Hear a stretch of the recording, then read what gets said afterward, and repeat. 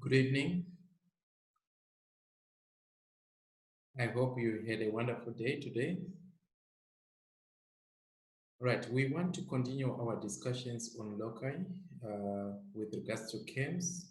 Still, we are looking at uniform velocity in terms of the type of motion that is imparted by the follower. Right, but now we want to focus on the roller follower. Remember last time we looked at the wedge-shaped follower, which again we said it could be a point follower or a knife-edged follower.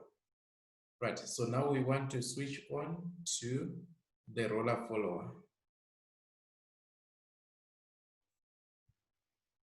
Like I said, we are continuing with our discussion on loci, which means the locus of a point, which means the path which is followed by a point as it moved under definite conditions or guidelines. Right, definition of a chem. Right, a chem is a mechanical device used to transmit motion to a follower by direct contact. The driver is called the chem and the driven member is called the follower.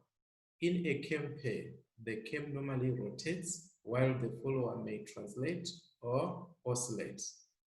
What is the advantage of roller follower over knife-edged follower? Remember, we looked at a knife-edged, which we said can also be referred to as a wedge-shaped follower. Again, you would find that it can also be referred to as a point follower. Right, advantages of a roller follower over knife-edged follower are number one, the roller follower has less wear and tear than a knife-edge follower. Right, power required for driving the chem is less due to less frictional forces between chem and follower. So those are some of the key advantages which should be considered when choosing between a knife-edged, which can also be referred to as a wedge-shaped follower, and a roller follower. Right, function of a roller follower. The roller follower is used in a wide range of applications, such as chem mechanism of automatic machines, dedicated machines, as well as carrier systems, conveyors, bookbinding machines, tool changers of machining centers, pallet changers, automatic coating machines, and sliding forks of automatic warehouses. Right, now we want to focus on the construction of chems, which make use of roller followers. Remember, you always pay attention with regards to this statement. I hear and I forget, I see and I remember, I do and I understand.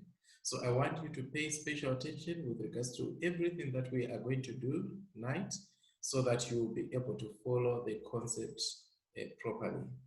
Enjoy the lesson and good luck.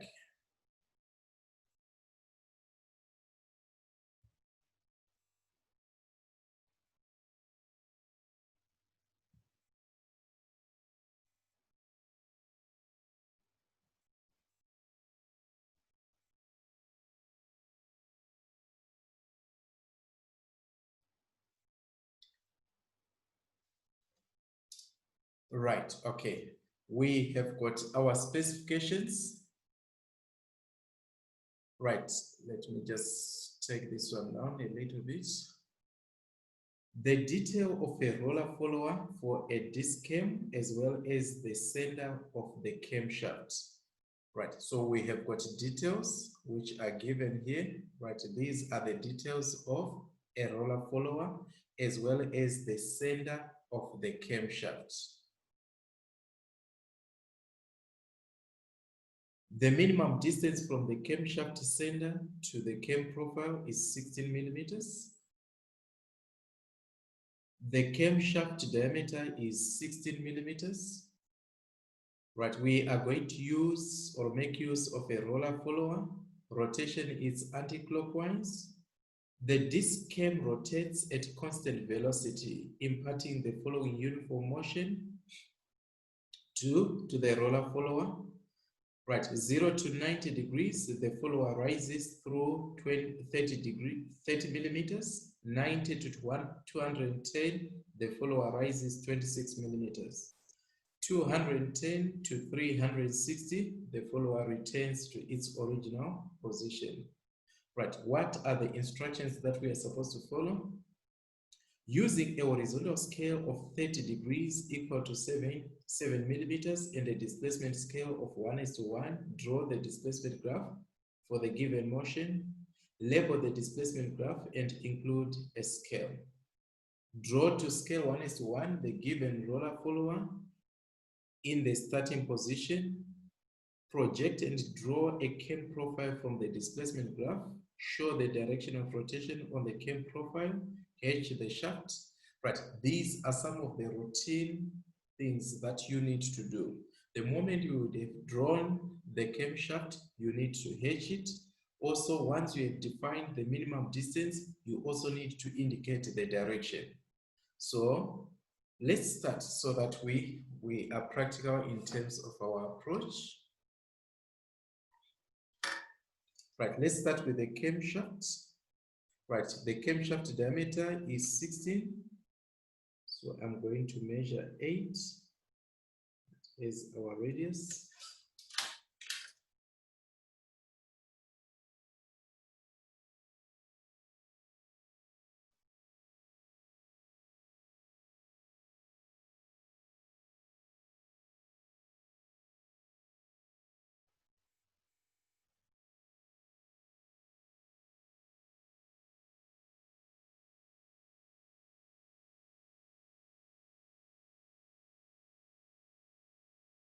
There you go.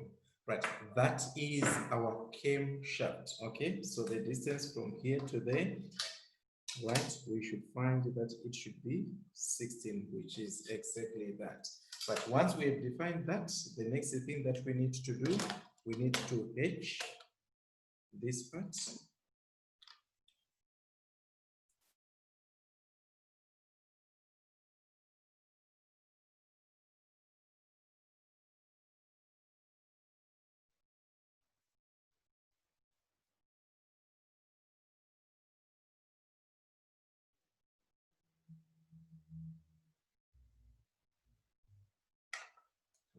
So the Chem shaft is in position. Then we have got the minimum distance, right? The minimum distance from, right, from the Chem shaft center to the Chem profile, right? We measure 16.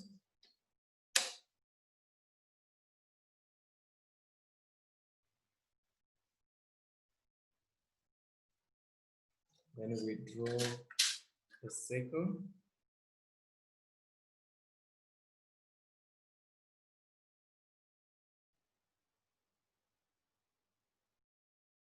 Right, it may not be a complete outline, but we draw a circle like that. Then what is the direction? It's anti-clockwise in between the space. We define, right, it's anti-clockwise, so which means it would go like this. So you just darken one end, it would show the direction. So we have got the Chem shaft. We also have got the minimum diameter. We also have got the direction in position. Right, the next thing that we want, right, we now want to draw the given information with regards to the follower. Right, now if you check here, it says the diameter 10, which is that one. Right, so I'm going to measure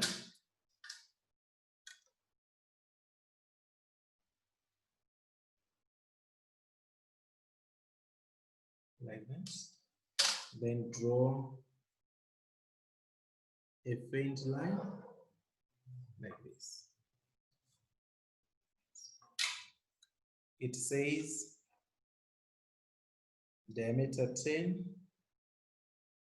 So you take this one as your radius. Let me just reduce the size.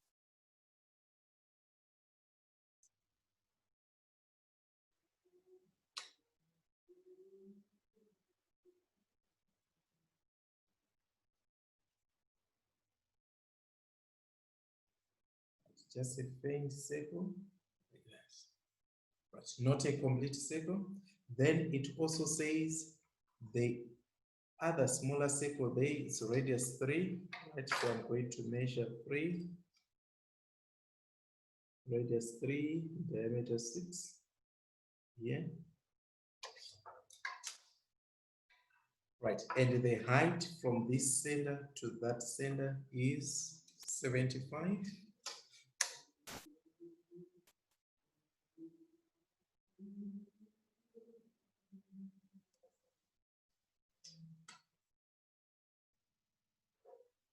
A line like that. So let's just drop this one slightly. Right, so from here to there, that's 75.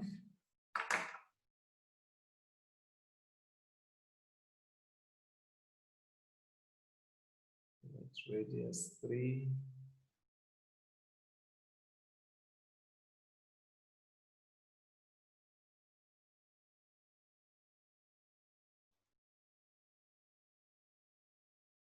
Like that.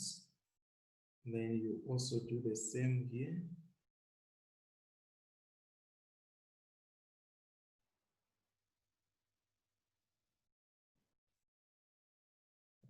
This side, it has to be a complete circle. Then you take this one, bring it down, bring it down like that. And we can outline here.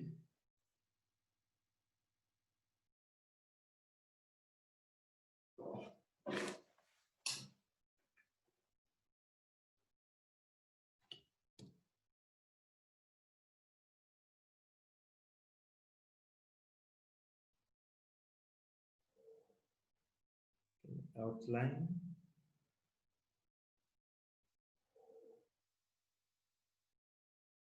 There you go. Right. Once you have done that, you can go back now and also outline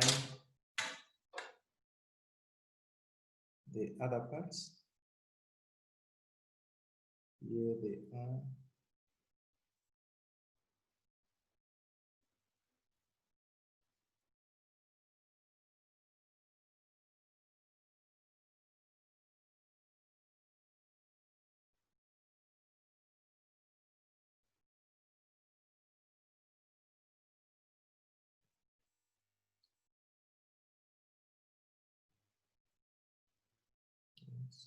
The hidden details like that. Okay. Right. Where there are need for center lines, you can also define. Right. So there is a need for center lines. Center line like that. Right. So now you have got the follower in position in its lowest term or position. Right. Then you go back now to the motion, right? The disk cam rotates at constant velocity, imparting the following uniform motion, right, to the roller follower. 0 to 90, the follower rises for 30 millimeters, then 90 to 210, the follower rises again, right, for 26 millimeters, 210 to 360, the follower returns to its original position.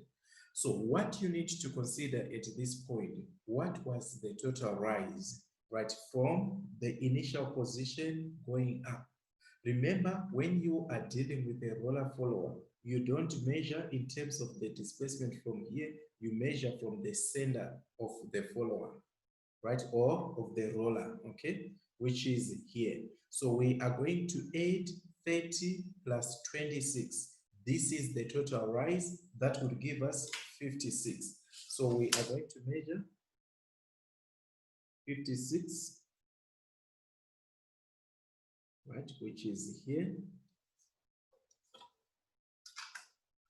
Once we have measured that, you can also now draw a line like that. Now, the distance from here to there would now give you what we refer to as the maximum diameter, right? You take this one, open to that,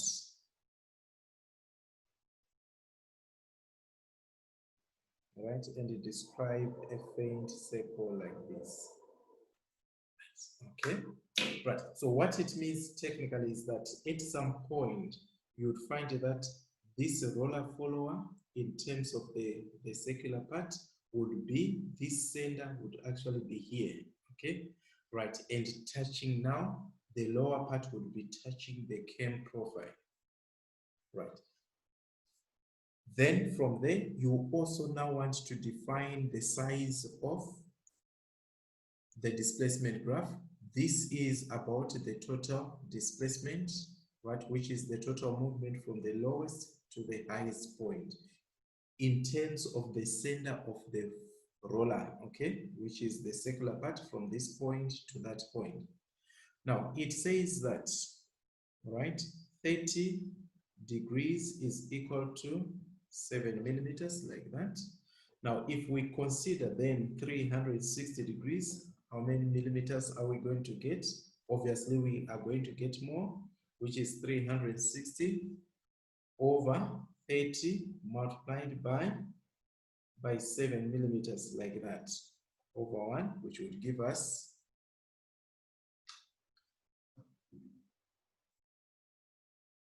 360 divided by 30 multiplied by 7, we are going to get 84 millimeters. Right, 84, that is the length of the displacement graph. So you find some space here. Right, you mark here. And also mark there, that's 84.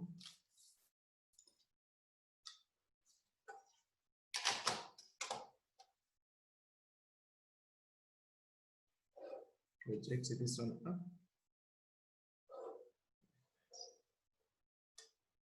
Right. Once we have done this, you can now divide this length into 12 equal parts.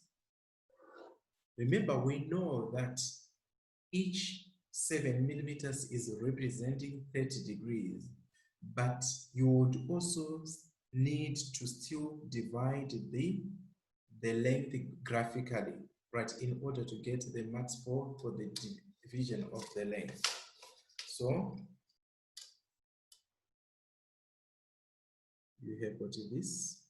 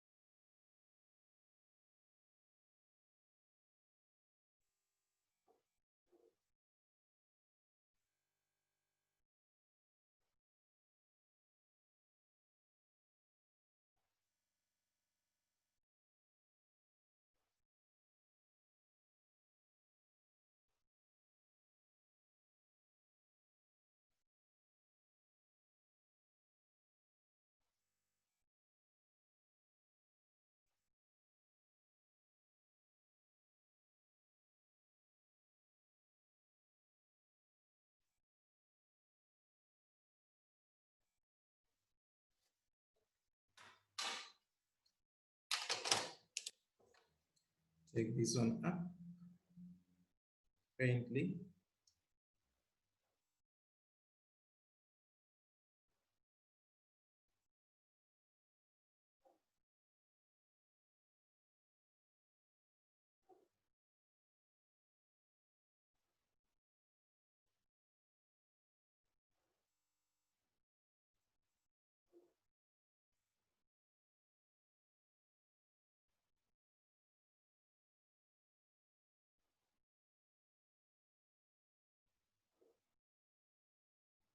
So that. Then you label, right, this is 0.0, right? This is 360, right? The same applies. So this is 0, this is 360 degrees, okay? Right, so it's from 0 to 90, so 30, 60, and 90, you come and you indicate there. Right, 90 to 210, that's 120, 150, 180 to 210, which is there. Then 210 to 360. Right. So the issue is, if it is uniform velocity, which means you are going to deal with a straight line in terms of a motion, right? It is going to rise for 30 millimeters, right, in the first 90 degrees, right? So we are going to indicate after 90 degrees, you do this, then you connect that point to like that. Right. Then it would rise again from 90 to 210, right, for 26 millimeters, right, which is the distance from here to there, but it's going to be factored here. Right. So we continue with this. Right. Then from there, 210 to 360 degrees, it's going back to the original position. So it's going to go like this. Okay. Now we can outline this graph.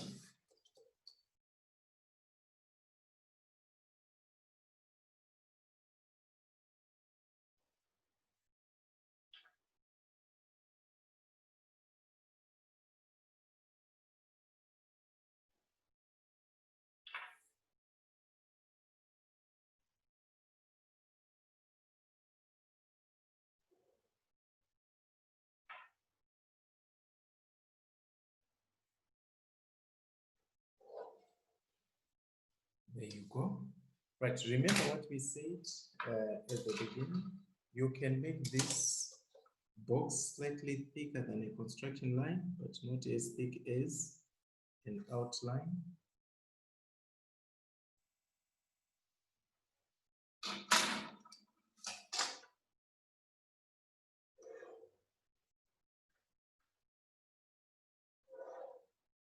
There you go. Right. So it's properly boxed like that. Right. And the projection in terms of the roller is starting from the center. And this is another center when the follower would have risen up to that point. Right. The next thing is to label.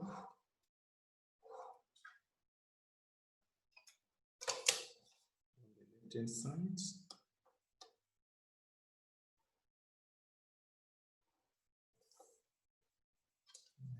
This side as well.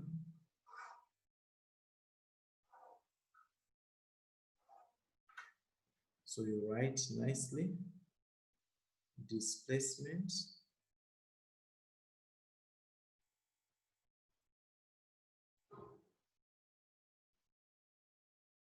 graph, right this side, displacement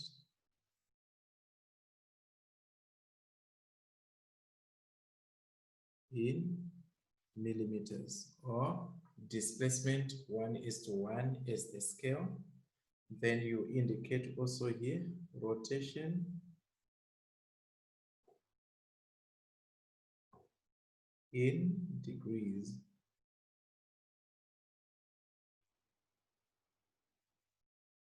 Then you also indicate the scale is 30 degrees is equal to 7 millimeters, like that. Right. Those are the key labels that you require. Right. Is the type of in what units is the rotation defined? You find that in some cases it could be in seconds, right?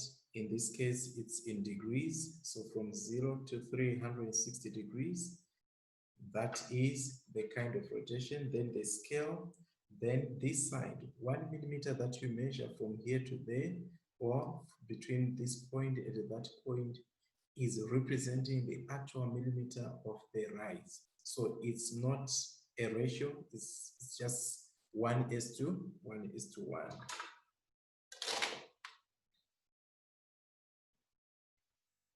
Then you also divide the maximum diameter into 12 equal parts.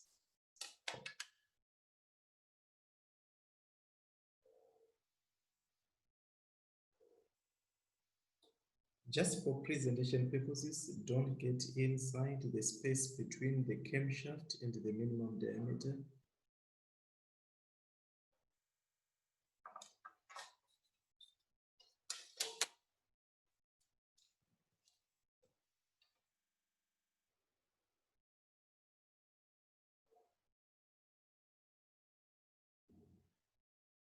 There you go.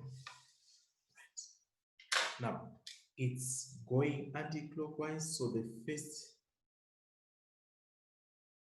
interval would be 30 this side, such that when it starts to move, the first point, which is here, would come onto the line of action. So it's 30, 60, 90 degrees, 180. But if we want to follow this one, we have got 180, we have got 210, then from 210, we have got 360, but we can also say 270 this side, and we can also say 330 degrees. All right, just to give it a bit of life, okay? Now, when you have done this, you can now project from these position points which are located on the graph of the displacement graph. So this would be 30. We take it to the line of action, right? Then 60, 90, 120, 150, and 180, like this, right? Now you would realize now we are going to do something which is slightly different to how we treated the construction of a chem disc when we are using a wedge-shaped follower, which now we know also it's a knife-edged follower. Right, so we'll stand here. Right, we project to 30, then we project to 60,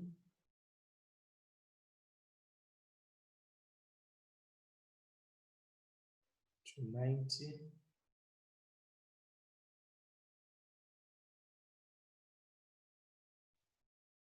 to 120,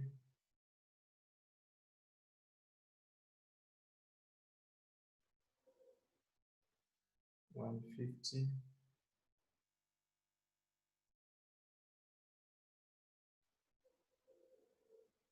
and 180. Right, 210, it's already there, so there's no need for us to describe anything. Now, when we were dealing with the wedge-shaped follower, so these would have been points, and you would connect that one.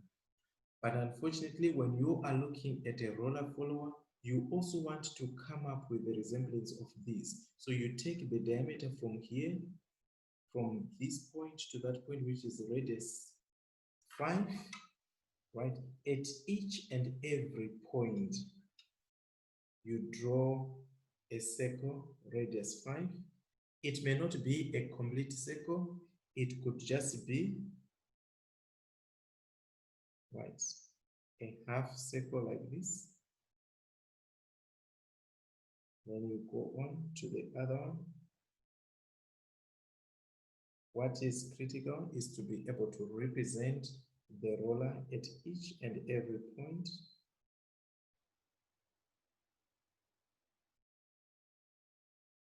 Like that.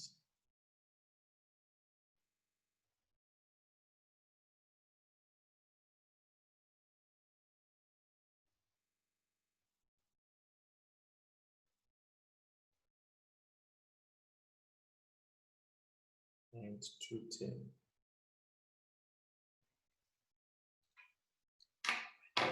Now, these underside of the rollers, that's what you would join tangentially.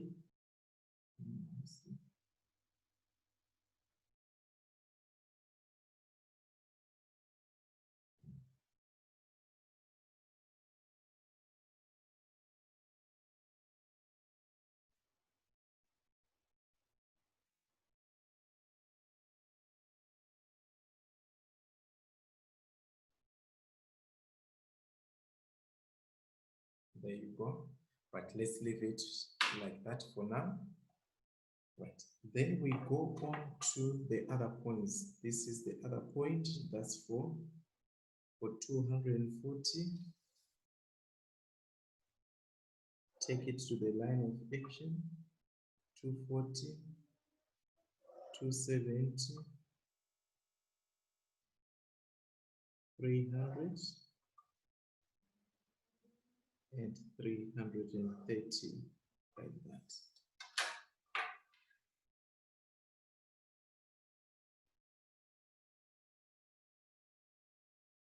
That's 330.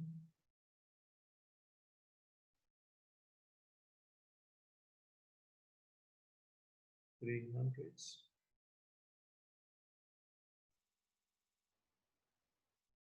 270.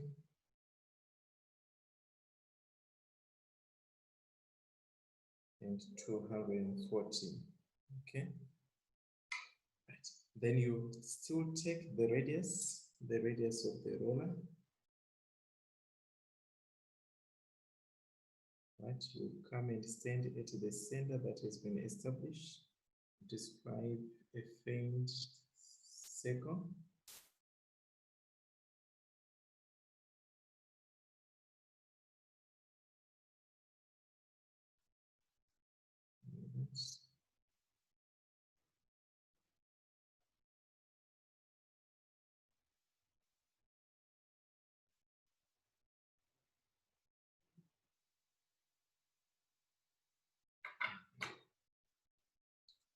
You do the same thing like what you did on the right hand side. You connect tangentially.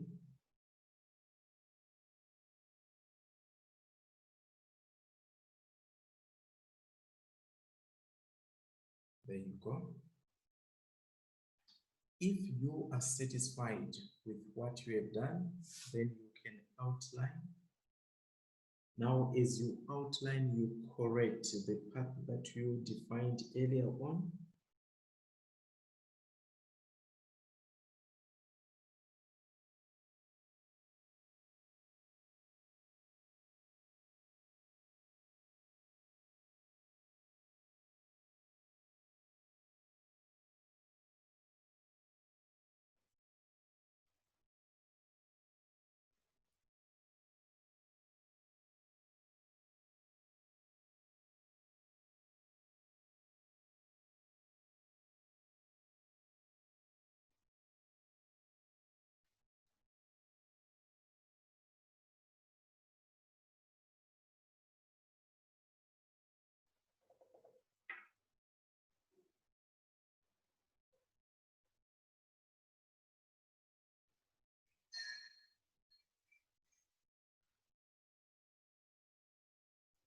Right, so there you go. Right, so that is the description of the chem disk. Then you come here, you write nicely chem disk or chem profile. Okay, it's one and the same thing.